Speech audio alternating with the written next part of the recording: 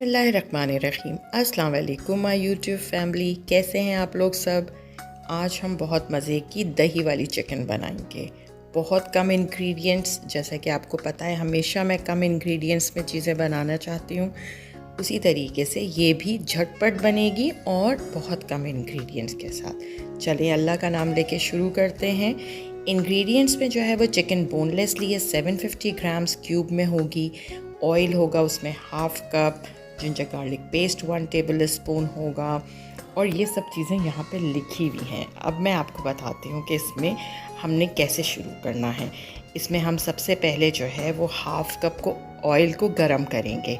थोड़ा सा गरम होगा ऑयल, उसमें हम अपनी चिकन के क्यूब्स डाल देंगे और उसको हम अदरक लहसुन के साथ फ्राई करेंगे। इतना फ्राई करेंगे कि हमारी चिकन का कलर जो है वो वाइट हो जाए। आप लोगों ने पूरी वीडियो देखनी है ताकि कोई चीज़ भी आपसे मिस ना हो, ठीक है। अब हमने इसके अंदर अदरक लहसुन डाल दिया है और इसको हम कुक कर रहे हैं ताकि ये वाइट कलर की हो जाए। बिल्कुल देखें, अब हमारी चिकन वाइट हो गई है।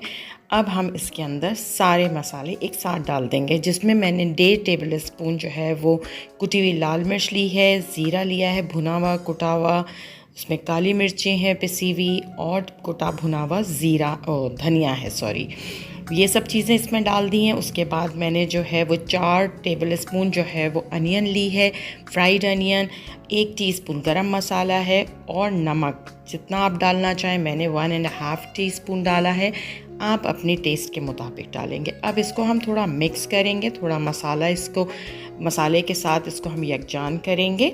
और उसके बाद मैंने दही, क्योंकि ये दही वाली चिकन है तो इसमें मैं 1.5 कप दही डालूँगी। 1.5 कप का मतलब है 250 ग्राम्स एक हो गया और 125 ग्राम एक हो गया। Do your maths. तो अब ये हमने 1.5 कप दही डाल दिया इसके अंदर। दही के साथ इसको अच्छे से पकाएंगे, ढक देंगे इसको ताकि हमारी चिकन टेंडर और जूसी हो।